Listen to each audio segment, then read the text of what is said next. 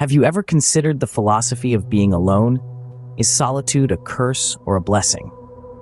These questions might have crossed your mind as you navigate through the complexities of life. They certainly crossed the mind of one particular individual, Arthur Schopenhauer, a German philosopher known for his pessimistic philosophy and his exploration of individual solitude. In a world where social connections and interactions are often seen as essential to our happiness and success, the idea of solitude can be daunting, even threatening.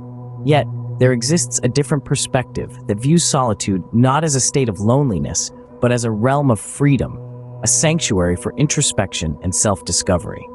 The perception of solitude varies greatly among individuals and societies. Some people find it liberating, while others find it isolating. Some cultures celebrate it, while others stigmatize it. To understand this better, let us delve into the life and philosophy of Arthur Schopenhauer. Born in 1788, Arthur Schopenhauer was a German philosopher known for his pessimistic philosophy.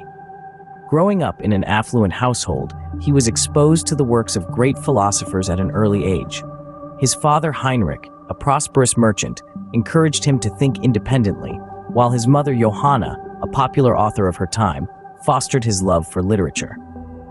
Schopenhauer's early education was filled with travels, language studies, and a deepening interest in philosophy. His parents' influence, coupled with his exposure to diverse cultures and philosophies, shaped his intellectual development. He was particularly influenced by the works of Immanuel Kant and Plato, whose ideas he would later incorporate into his own philosophical framework. His affluent upbringing also allowed him to observe the societal norms and expectations of his time closely. These observations, coupled with his philosophical learnings, led him to question the societal constructs around him, particularly the concept of solitude. It was during these formative years that Schopenhauer began to question societal norms and the concept of solitude. Schopenhauer believed that suffering resulted from desire, and that the only way to truly escape this suffering was through renouncing desires. To dive deeper into this philosophy, let's explore the concept of the will. For Schopenhauer, the will is an insatiable hunger that drives all human actions and desires. It's a force that keeps us in a constant state of wanting, striving, and thus suffering. Why suffering? Well, think about it. When we desire something, we are not content until we obtain it. Once we do, the satisfaction is temporary, and soon enough, a new desire takes its place. It's a never-ending cycle, a treadmill of dissatisfaction. That's the suffering Schopenhauer referred to. Now, where does solitude come into the picture? Schopenhauer saw solitude as a refuge, a sanctuary away from the ceaseless demands of the will. In solitude, one can step off the treadmill, disconnect from the external world and its incessant clamor for more. It's a space where one can find tranquility, away from the pressures and expectations of society. But solitude for Schopenhauer wasn't about being antisocial or rejecting human connection.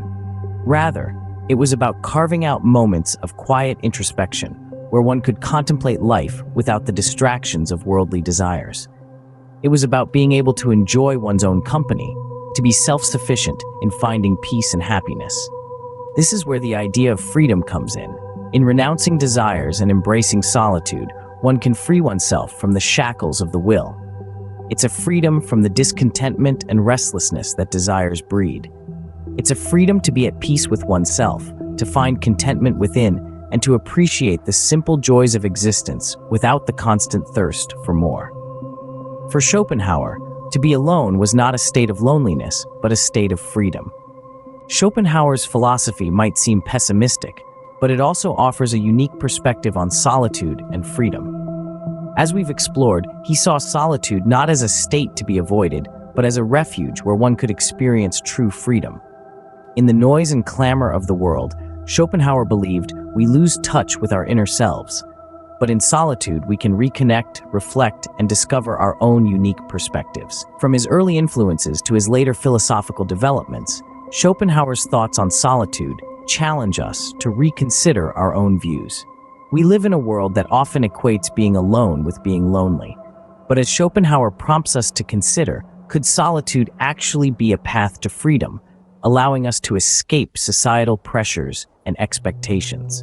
This isn't just about understanding Schopenhauer's philosophy, it's about understanding the value of different perspectives on solitude and how they can enrich our own lives. So, does Schopenhauer's philosophy resonate with you? Could solitude be the path to true freedom?